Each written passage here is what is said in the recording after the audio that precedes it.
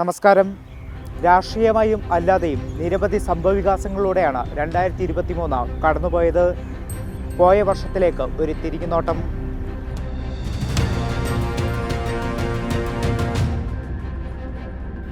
2023 നമ്മെ കടന്നുപോകുമ്പോൾ ഏറ്റവും പ്രധാനം 2001 പാർലമെന്റ് ആക്രമണം ഓർമ്മിപ്പിച്ചുകൊണ്ട് 22 വർഷങ്ങൾക്ക് ശേഷം വീണ്ടും പുതിയ പാർലമെന്റ് മന്ദിരത്തിൽ അരങ്ങേറിയ സുരക്ഷാ വീഴ്ച തന്നെയാണ്.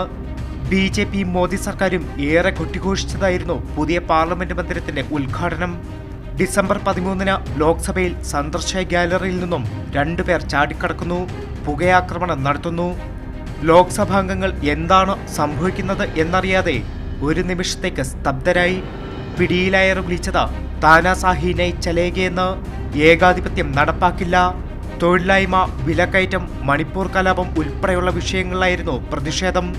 എന്നാൽ പ്രതിഷേധക്കാർ ഉയർത്തിയ മുദ്രാവാക്യത്തെക്കുറിച്ചോ പ്രതിഷേധക്കാർക്ക് പാസ് നൽകിയ BJP അംഗത്തെക്കുറിച്ചോ സുരക്ഷാ വീഴ്ചയെക്കുറിച്ചോ ഒന്നും മിണ്ടാതെ കേന്ദ്ര സർക്കാർ മൗനം പാലിച്ചു. രാജ്യസഭയിലും ലോക്സഭയിലും ചരിത്രം ഇതുവരെ കണ്ടിട്ടില്ലാത്ത തലത്തിൽ 146 പ്രതിപക്ഷ അംഗങ്ങളെ സസ്പെൻഡ് ചെയ്തു. പ്രതിപക്ഷ സ്വരത്തെ അടിച്ചമർത്താൻ ശ്രമിച്ചുകൊണ്ടേയിരുന്നു.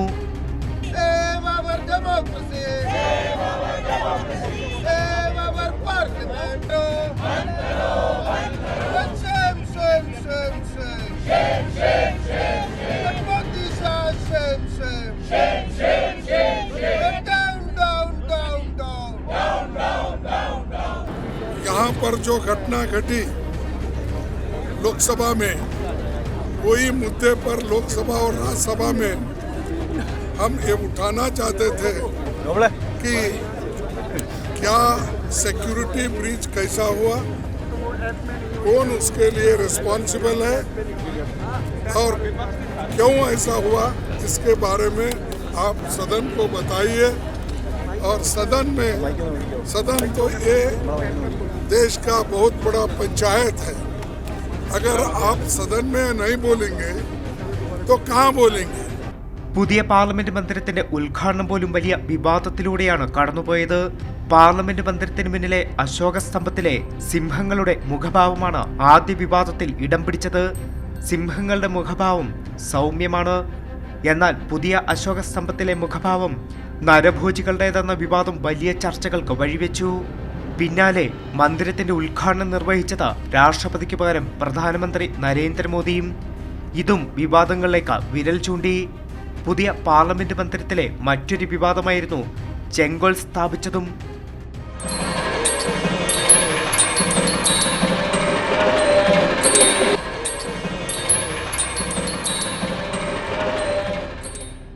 മോദി സർക്കാരിന്റെ ഏകാധിപത്യത്തിനെതിരെയും ഇന്ത്യയെ ഹിന്ദുവൽക്കരിക്കാനുള്ള ശ്രമങ്ങൾക്കെതിരെയും ഉയരുന്ന പ്രതിപക്ഷ ശബ്ദമാണ് ഇന്ത്യ മുന്നണി. ഇന്ത്യ മുന്നണിയുടെ രൂപം കൊള്ളലും 2023 ഏറ്റവും പ്രധാനപ്പെട്ട രാഷ്ട്രീയ നീക്കമാണ്. പ്രതിപക്ഷം ഒരുമിച്ച് നിന്നുകൊണ്ട് ഇന്ത്യ സഖ്യം രൂപീകരിക്കുമ്പോൾ മോദിക്കെതിരായ BJPക്കെതിരായ ഏറ്റവും വലിയ വെല്ലുവിളി കൂടിയാണത്. ജൂലൈ 18 ബാംഗ്ലൂരുവിൽ ചേർന്ന യോഗത്തിലായിരുന്നു 26 പ്രതിപക്ഷ പാർട്ടികളുടെ കൂട്ടായ്മയ്ക്ക് ഇന്ത്യ എന്ന പേര് നൽകിയത്. ഇതിന് പിന്നാലെ ഇന്ത്യയെ ഭാരതമാക്കി മാറ്റാനുള്ള ശ്രമങ്ങൾ കേന്ദ്രം ആരംഭിച്ചു. ഇതിന്റെ തുടക്കത്തിന് വേദിയായത് സെപ്റ്റംബറിൽ ഇന്ത്യയിൽ വെച്ച് നടന്ന G20 ഉച്ചകോടിയും. രാഷ്ട്രപതിയുടെ അത്താഴ വിരുന്നിലേക്ക് പ്രതിനിധികൾക്കുള്ള ക്ഷണക്കത്തിൽ രേഖപ്പെടുത്തിയത് പ്രസിഡന്റ് ഓഫ് ഭാരത് എന്ന്. ഇതോടെ വലിയ ചർച്ചകൾക്കും വിവാദങ്ങൾക്കും തുടക്കം കുറിച്ചു. 2023 നമ്മെ കടന്നുപോകുന്നത് ഗോദയിൽ പോരാടി രാജ്യത്തിന്റെ യശസ്സുയർത്തിയ താരങ്ങളുടെ സന്ധിയില്ലാ സമരത്തിലൂടെയും രാജ്യത്തിന്റെ കണ്ണീരായി മാറിയ മണിപ്പൂരിനെ സാക്ഷി നിർത്തിയുമാണ്. ഗുസ്തി ഫെഡറേഷൻ അധ്യക്ഷൻ ബ്രിജ്ഭൂഷണെതിരെ ലൈംഗിക ആരോപണം ഉയർത്തിയായിരുന്നു സാക്ഷി മാലിക്, വിനേഷ് ഫോഗട്ട്, ബജ്രംഗ് പൂനിയ ഉൾപ്പെടുന്ന ഗുസ്തി താരങ്ങൾ സമരം ആരംഭിച്ചത്. ബ്രിജ്ഭൂഷണെ അധ്യക്ഷ സ്ഥാനത്തു നിന്നും മാറ്റാത്തതോടെ താരങ്ങൾ ദില്ലിയിലെ തെരുവിൽ രാപ്പകൽ സമരം ആരംഭിച്ചു. രാജ്യത്തിനു വേണ്ടി ഗോദയിൽ പോരാടി മെഡൽ നേടിയവർ തെരുവിലേക്കിറങ്ങിയപ്പോൾ ആ പ്രതിഷേധം രാജ്യമെങ്ങും അലയടിച്ചു. രാത്രിയുടെ മറവിൽ താരങ്ങളെ ഒഴിപ്പിക്കാനുള്ള നീക്കങ്ങൾ വരെയുണ്ടായി. കേന്ദ്ര സർക്കാർ ആരോപണ വിധേയനൊപ്പം നിലയുറച്ചതോടെ മെഡലുകൾ ഗംഗയിലൊഴുക്കാനെത്തിയ താരങ്ങൾ വലിയ സമരജ്വാലയാണ് ഉയർത്തിയത്. കർഷക നേതാക്കൾക്ക് രംഗത്തിറങ്ങേണ്ടി വന്നു താരങ്ങളെ അനുനയിപ്പിക്കാൻ. കർഷക സംഘടനകൾ കൂടി രംഗത്തെത്തിയതോടെ മുട്ടുമടക്കിയ കേന്ദ്രം വീണ്ടും തെരഞ്ഞെടുപ്പ് നടത്തി ബ്രിജ്ഭൂഷന്റെ അനുയായികളെ ഭരണസമിതിയിലെത്തിച്ചു. ഇതോടെ രാജ്യത്തിന് മുന്നിൽ വഞ്ചിക്കപ്പെട്ടുവെന്ന് പൊട്ടിക്കരഞ്ഞ സാക്ഷി മാലിക് തന്റെ ബൂട്ടുകൾ മാധ്യമങ്ങൾക്ക് മുന്നിൽ ഉപേക്ഷിച്ചു. ഇനി ഗോദയിലേക്കില്ലെന്ന് ഉറക്കെ പ്രഖ്യാപിച്ചു.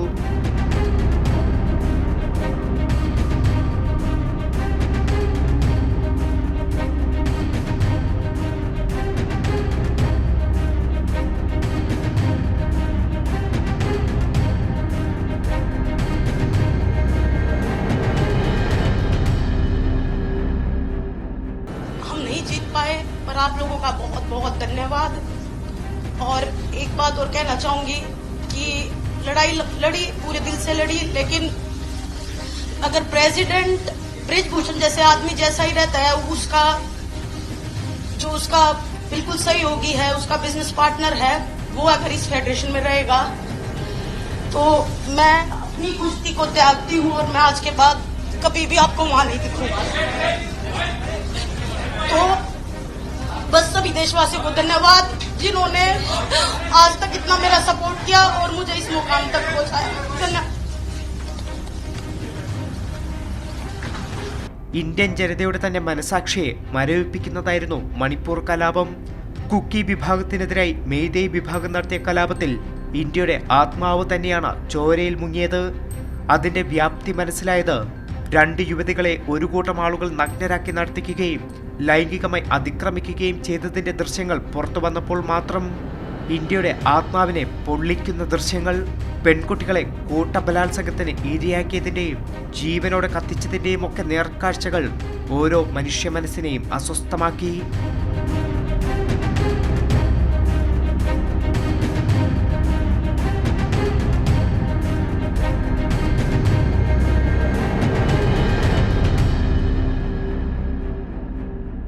Two ladies, Florence and Olivia, these 2 ladies, the way how they're tortured can never be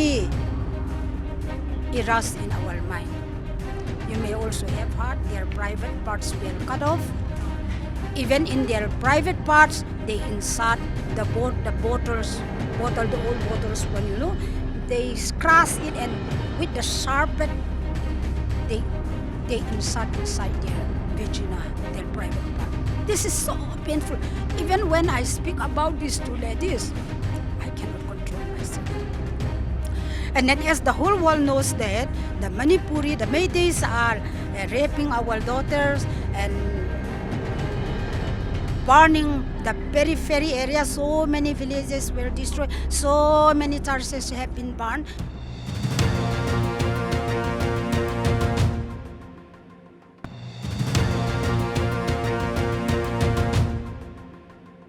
കലാപം ഇപ്പോഴും അവസാനിക്കാതെ തുടരുമ്പോൾ ഓരോ ഇന്ത്യക്കാരും ചോദിക്കുന്ന ഒരു ചോദ്യമുണ്ട്. അത് ഈ രാജ്യത്തെ പ്രധാനമന്ത്രിയോടാണ്. മണിപ്പൂരിൽ പ്രതിപക്ഷ നേതാക്കളടക്കം സന്ദർശനം നടത്തുകയും സമാധാനത്തിന് ആഹ്വാനം ചെയ്യുമ്പോഴും ഈ രാജ്യത്തിന്റെ പ്രധാനമന്ത്രി എന്തുകൊണ്ട് മണിപ്പൂരിലേക്ക് പോകാൻ തയ്യാറാകുന്നില്ല എന്നൊരു ചോദ്യം. ഉത്തരം ലഭിക്കില്ലെന്നറിയാമെങ്കിലും ഇന്ത്യക്കാർ ചോദിക്കുന്ന ചോദ്യം. ഇതിന്റെ ഉത്തരം മനസ്സിലാകണമെങ്കിൽ മിസോറാം തെരഞ്ഞെടുപ്പിൽ മുൻകൂട്ടി നിശ്ചയിച്ച പ്രചരണ പരിപാടി പോലും മോദിക്ക് എന്തുകൊണ്ട് റദ്ദാക്കേണ്ടി വന്നു എന്ന് നോക്കിയാൽ മാത്രം മതി. പ്രധാനമന്ത്രി മൗനം വെടിയണമെന്ന് ആവർത്തിച്ച് പ്രതിപക്ഷം ആവശ്യപ്പെട്ടിട്ടും ഒന്നും പറയാൻ അദ്ദേഹം തയ്യാറായില്ല.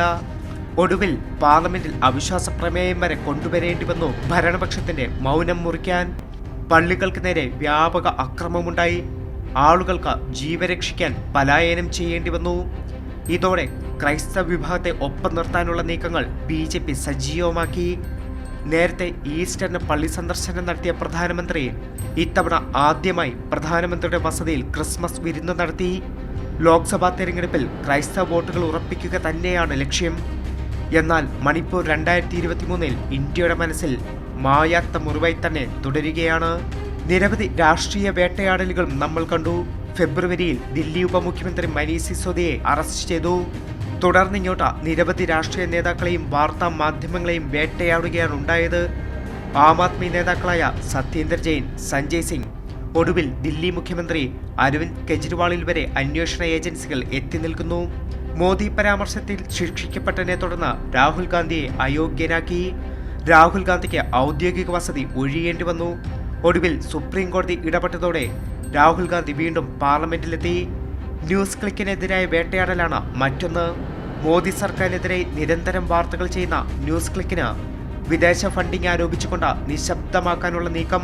സ്ഥാപകൻ പ്രബീർ പുരകായസ്ത്രീയെയും HR മേധാവി അമിത് ചക്രവർത്തിയെയും അറസ്റ്റ് ചെയ്ത് ജയിലിൽ പാർപ്പിച്ചിരിക്കുന്നു. അക്ഷരാർത്ഥത്തിൽ എതിർശബ്ദങ്ങളെ ഭയപ്പെടുത്തി നിശബ്ദമാക്കാനുള്ള നീക്കം തന്നെയാണ് നടക്കുന്നത്. രാജസ്ഥാൻ, തെലങ്കാന, ബംഗാൾ, ഛത്തീസ്ഗഡ് ഉൾപ്പെടെ എല്ലാ പ്രതിപക്ഷ സംസ്ഥാനങ്ങളിലും ഇത്തരം വേട്ടയാടലുകൾ നടക്കുന്നുണ്ട്. പാർലമെന്റിൽ പ്രതിപക്ഷം ശക്തമായി പ്രതിഷേധമുയർത്തിയ മറ്റൊരു സംഭവമായിരുന്നു മെഹുവ മൊയ്ത്രയുടെ അംഗത്വം റദ്ദാക്കിയത്. ചോദ്യം ചോദിക്കാൻ കോഴ വാങ്ങിയെന്ന ആരോപണത്തെ തുടർന്നായിരുന്നു മെഹുവ മൊയ്ത്രയുടെ പുറത്താക്കൽ. ചോദിച്ച ചോദ്യങ്ങൾ അദാനിയെക്കുറിച്ചും I'm 49 years old. I will fight you for the next 30 years inside parliament, outside parliament, in the gutter, on the streets. Punjab, Sindh, Gujarat, Maratha, Dravida, Utkala, Bongo. You don't have the Punjab.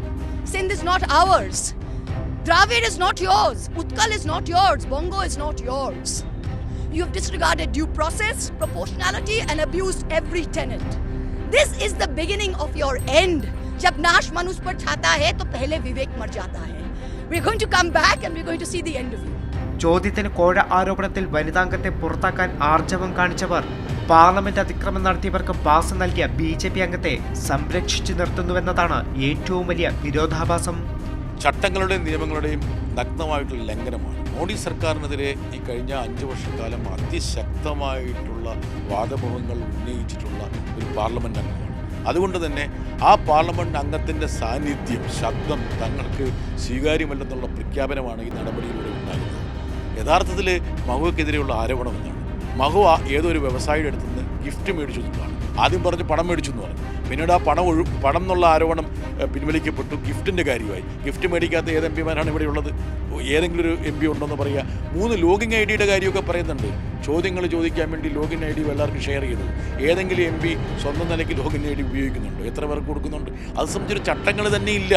യഥാർത്ഥത്തിൽ അവർക്കെതിരെയുള്ള ആരോപണങ്ങളിൽ ഗൗരവമുണ്ടെങ്കിൽ ഒരു അന്വേഷണ ഏജൻസിയെ കൊണ്ട് അന്വേഷിപ്പിക്കട്ടെ. ഇപ്പോൾ CBI അന്വേഷിക്കുമെന്ന് പറയുന്നുണ്ട്. അങ്ങനെയാണ് CBI അന്വേഷണം നടന്നു കഴിയട്ടെ. അതിന് മുമ്പ് 4-5 പേര് ഇരുന്നിട്ട് ഭരണകക്ഷിയിലെ ആൾക്കാരിരുന്നിട്ട് അവരെ പുറത്താക്കണമെന്നുള്ള ഒരു റിപ്പോർട്ട് തയ്യാറാക്കിയിട്ട് ഇതുപോലൊരു നടപടി സ്വീകരിക്കുക എന്ന് പറയുന്നത് ഇന്ത്യൻ പാർലമെൻറ്റിന് ഏറ്റ വലിയൊരു കളങ്കമാണ്. ഇത് പ്രതിപക്ഷത്തിൻ്റെ ശബ്ദമില്ലാതാക്കാനുള്ള. അതേസമയം നിരവധി ദുരന്തങ്ങൾക്കും സാക്ഷിയാകേണ്ടി വന്നൊരു വർഷമായിരുന്നു 2023. 2023 രാജ്യത്തെ നടുക്കിയതായിരുന്നു ഒഡീഷയിലെ ട്രെയിൻ അപകടം.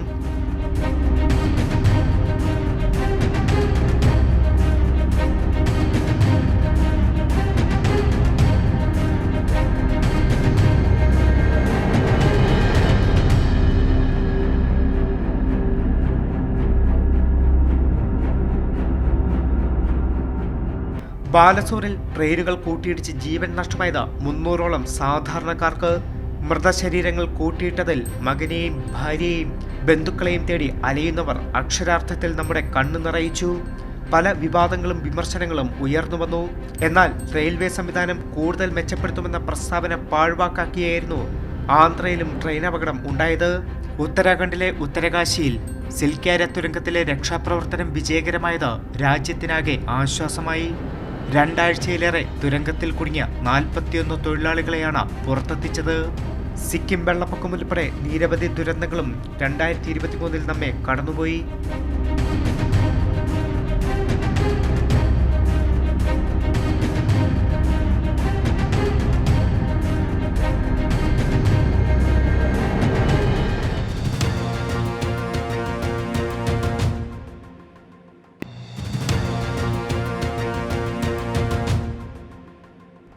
സുപ്രീം കോടതി വിധി പോലും മറികടക്കാനുള്ള പല നിർണായക ബില്ലുകളും പാർലമെന്റിൽ പാസാക്കുകയും സുപ്രീം കോടതി പല നിർണായകമായിട്ടുള്ള ഉത്തരവുകളും പുറപ്പെടുവിച്ച ഒരു വർഷം കൂടിയാണ് 2023. രാജ്യത്തെ ക്രിമിനൽ നിയമങ്ങൾ അടിമുടി മാറ്റം വരുത്തുന്ന സുപ്രധാനമായ ബില്ലുകൾ നിയമമായി മാറിയെന്നത് വളരെ പ്രധാനം തന്നെ. പാർലമെന്റ് പാസാക്കിയ ബില്ലുകളിൽ രാഷ്ട്രപതി ഒപ്പുവെച്ചതോടെ ഭാരതീയ ന്യായ സംഹിത, ഭാരതീയ നാഗരിക് സുരക്ഷാ സംഹിത, ഭാരതീയ സാക്ഷ്യ ബില്ലും നിയമമായി. IPC, CRPC, Indian evidence act എന്നിവയ്ക്കു പകരമായാണ് ഈ ബില്ലുകൾ കൊണ്ടുവന്നത്. പാർലമെന്റിൽ പ്രതിപക്ഷ എംപിമാരുടെ അഭാവത്തിലാണ് കേന്ദ്ര സർക്കാർ ഈ ബില്ലുകൾ പാസാക്കിയെന്നതും വിമർശനാത്മകം തന്നെ. പുതിയ നിയമങ്ങളനുസരിച്ച് ആൾക്കൂട്ട ആക്രമണങ്ങൾ ക്രിമിനൽ കുറ്റമാകും. ബ്രിട്ടീഷ് കോളനിവൽക്കരണ കാലത്തെ ക്രിമിനൽ നിയമങ്ങളിൽ മാറ്റം വരുത്തി തദ്ദേശീയമാക്കാൻ ഉദ്ദേശിച്ചാണ് പൊളിച്ചെഴുത്തെന്നാണ് കേന്ദ്ര സർക്കാർ പറയുന്നത്. പോസ്റ്റ് ഓഫീസ് ബില്ലിനും ടെലികോം ബില്ലിനും രാഷ്ട്രപതി അംഗീകാരം നൽകി. അതേസമയം ക്രിമിനൽ ബില്ലുകൾക്കെതിരെ പ്രതിപക്ഷം സുപ്രീം കോടതി കയറുമ്പോൾ വലിയ നിയമ പോരാട്ടമാകും അടുത്ത വർഷം നമ്മൾ കാണുക. രാജ്യത്തെ തെരഞ്ഞെടുപ്പ് പ്രക്രിയ പോലും അട്ടിമറിക്കാൻ കഴിയുന്ന നിർണായക ബില്ലും പ്രതിപക്ഷത്തെ ഒന്നായി സസ്പെൻഡ് ചെയ്തുകൊണ്ട് രാജ്യസഭയിലും ലോക്സഭയിലും പാസാക്കി. മുഖ്യ തെരഞ്ഞെടുപ്പ് കമ്മീഷനെ മറ്റ് അംഗങ്ങളെ നിയമിക്കുന്ന സമിതിയിൽ നിന്നും സുപ്രീം കോടതി ചീഫ് ജസ്റ്റിസിനെ ഒഴിവാക്കുന്ന നിർണായക ബില്ലായിരുന്നു സഭയിൽ പാസാക്കിയത്. തെരഞ്ഞെടുപ്പ് കമ്മീഷന്റെ സുതാര്യതയെ പോലും ചോദ്യം ചെയ്യുന്ന ബില്ലായിട്ടാണ് ഇതിനെ കണക്കാക്കുന്നത്. സുപ്രീം കോടതി ഭരണഘടനാ ബെഞ്ചിന്റെ ഉത്തരവിനെ മറികടക്കാനുള്ള നിയമനിർമ്മാണം വരുമ്പോൾ മുഖ്യ തെരഞ്ഞെടുപ്പ് കമ്മീഷനെ നിയമിക്കാനുള്ള സമിതിയിൽ അംഗങ്ങളാവുക പ്രധാനമന്ത്രിയും ലോക്സഭാ പ്രതിപക്ഷ കക്ഷി നേതാവും പ്രധാനമന്ത്രി നിർദ്ദേശിക്കുന്ന കേന്ദ്രമന്ത്രിയും. പുരോഗമന ആശയങ്ങൾ മുന്നോട്ട് വയ്ക്കുന്ന രാജ്യത്ത് സ്വവർഗ വിവാഹം നിയമപരമാക്കണമെന്ന സുപ്രധാനമായ ആവശ്യത്തിൽ ഉന്നത നീതിപീഠം തീർപ്പ് കൽപ്പിച്ച വർഷം കൂടിയാണ് കടന്നുപോകുന്നത്. സ്വവർഗ വിവാഹം നിയമവിധേയമാക്കണമെന്ന ആവശ്യം സുപ്രീം കോടതി തള്ളിക്കളഞ്ഞെങ്കിലും നിയമനിർമ്മാണത്തിന് അധികാരം പാർലമെന്റിനുണ്ടെന്നും നിർദ്ദേശം കൂടി കോടതി നൽകിയിരുന്നു. ഏറെ വാദപ്രതിവാദങ്ങൾക്കും മോദി സർക്കാരിനെതിരായ വലിയ വിമർശനങ്ങൾക്കും പ്രതിഷേധങ്ങൾക്കും കാരണമായ നോട്ട് നിരോധനം സുപ്രീം കോടതി ശരിവയ്ക്കുകയും ചെയ്തു. ജമ്മു കാശ്മീരിന്റെ പ്രത്യേക ഭരണഘടനാ പദവി എടുത്തുകളഞ്ഞ കേന്ദ്ര സർക്കാർ നടപടിയെ സുപ്രീം കോടതി അംഗീകരിച്ചു. ജമ്മു കാശ്മീരിനെ സംബന്ധിച്ചും കേന്ദ്ര സർക്കാരിനെ സംബന്ധിച്ചും നിർണായക ഉത്തരവാണ് സുപ്രീം കോടതിയിൽ നിന്നുമുണ്ടായത്. മോദി വിരുദ്ധ പരാമർശത്തിൽ കോൺഗ്രസ് നേതാവ് രാഹുൽ ഗാന്ധിക്ക് അനുകൂലമായി സുപ്രീം കോടതിയുടെ ഭാഗത്തു നിന്നും ഉത്തരവുണ്ടായത് എടുത്തു പറയേണ്ടതാണ്. രാഹുൽ ഗാന്ധി കോൺഗ്രസ് റാലിയിൽ പ്രധാനമന്ത്രി നരേന്ദ്രമോദിക്കെതിരെ നടത്തിയ പരാമർശത്തിലെ വിചാരണ കോടതിയിലെ നിയമ നടപടികൾ രാഹുൽ ഗാന്ധിയെ എം പി സ്ഥാനത്ത് നിന്നും അയോഗ്യനാക്കുന്നതുവരെ എത്തി. എന്നാൽ സുപ്രീം കോടതി നടപടി രാഹുൽ ഗാന്ധിയുടെ അയോഗ്യത നീങ്ങാൻ കാരണമായത് കോൺഗ്രസിനും പ്രതിപക്ഷ പാർട്ടികൾക്കും ആശ്വാസം പകരുന്ന നടപടിയായി മാറി. പലസ്തീനിലെ ഇസ്രായേൽ അതിക്രമത്തിലും ഇന്ത്യൻ തെരുവുകളിൽ പ്രതിഷേധമിരമ്പി. പലസ്തീൻ അനുകൂല പ്രകടനങ്ങൾക്ക് കേന്ദ്ര സർക്കാർ അപ്രഖ്യാപിത വിലക്കേർപ്പെടുത്തി. ദില്ലിയിൽ പ്രതിഷേധങ്ങൾക്ക് അനുമതി നൽകിയില്ല. ഇസ്രായേൽ എംബസിക്ക് മുന്നിലുള്ള പ്രതിഷേധങ്ങളെ അടിച്ചമർത്തി. പലസ്തീനെതിരായ അതിക്രമം അവസാനിപ്പിക്കാൻ ഒരു വാക്കുപോലും മിണ്ടാൻ തയ്യാറാകാതിരുന്ന മോദി സർക്കാരിനെതിരെ പ്രതിഷേധം ആഞ്ഞടിച്ചു. പ്രതിഷേധങ്ങൾ വിലക്കിയപ്പോൾ CPIM രാജ്യതലസ്ഥാനത്ത് വലിയ പ്രതിഷേധ ധർണ തന്നെ സംഘടിപ്പിച്ച മറുപടി നൽകി. CPIM general secretary Sitaram Yechury, Kerala മുഖ്യമന്ത്രി പിണറായി വിജയൻ ഉൾപ്പെടെ പോളിറ്റ് ബ്യൂറോ അംഗങ്ങൾ, കേന്ദ്ര കമ്മിറ്റി അംഗങ്ങൾ എല്ലാവരും ചേർന്ന പലസ്തീന ഐക്യദാർഢ്യ സമ്മേളനം നടത്തിയപ്പോൾ അത് മനുഷ്യഹത്യക്കെതിരെ മൗനം തുടരുന്ന മോദി സർക്കാരിന് വലിയ വെല്ലുവിളിയായി മാറുകയായിരുന്നു.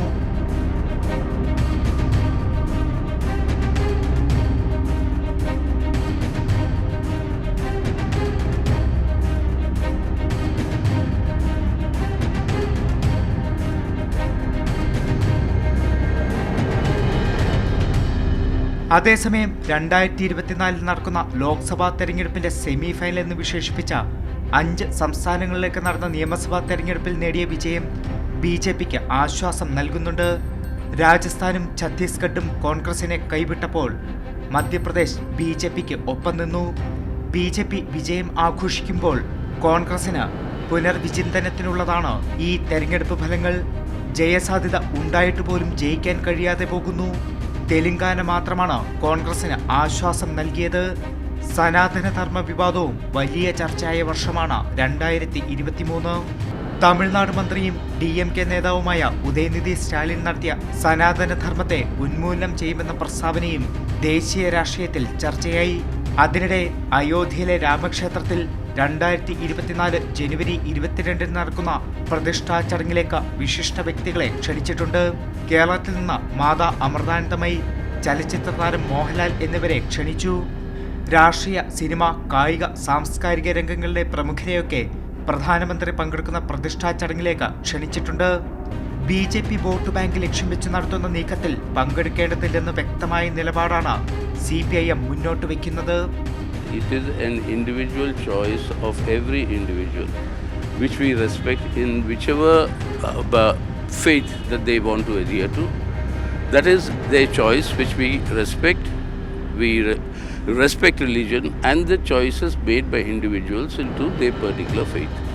This is a right that is safeguarded by our constitutional guarantee, and this is the right that the CPIM steadfastly has been upholding and will safeguard. Let that individual right to believe in whichever faith you want to choose, let that be sacrosanct. We believe that it is sacrosanct. Now this particular inauguration has been virtually converted into a state-sponsored inauguration with the presence of the Prime Minister, UP Chief Minister and various others who may be holding constitutional positions. Our constitution is very clear. The Supreme Court has reiterated it, that the state and the government shall not profess any religious affiliation. Now that is being violated here. So that is the politicization of the event.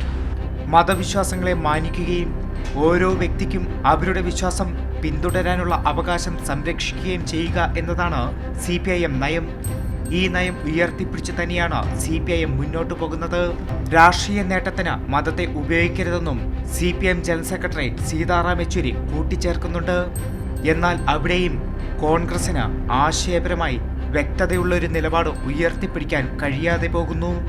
ഇങ്ങനെ 2023 അവസാനിക്കുമ്പോഴും രാഷ്ട്രീയ വിവാദങ്ങൾ അനവധിയാണ്. ചിലതൊക്കെ പെട്ടെന്ന് കെട്ടടങ്ങുമ്പോൾ ചിലതൊക്കെ ആളിപ്പടരുന്നതുമാണ്. ഇനിയും കെട്ടടങ്ങിയിട്ടില്ലാത്ത മണിപ്പൂർ കലാപവും ഗുസ്തി താരങ്ങളുടെ തുടരുന്ന പ്രതിഷേധവും അയോധ്യ രാമക്ഷേത്രത്തിലെ പ്രതിഷ്ഠാ ചടങ്ങും ലോക്സഭാ തെരഞ്ഞെടുപ്പും അങ്ങനെ അനവധി വിഷയങ്ങളാണ് 2024 നമ്മെ കാത്തിരിക്കുന്നത്. നന്ദി, നമസ്കാരം.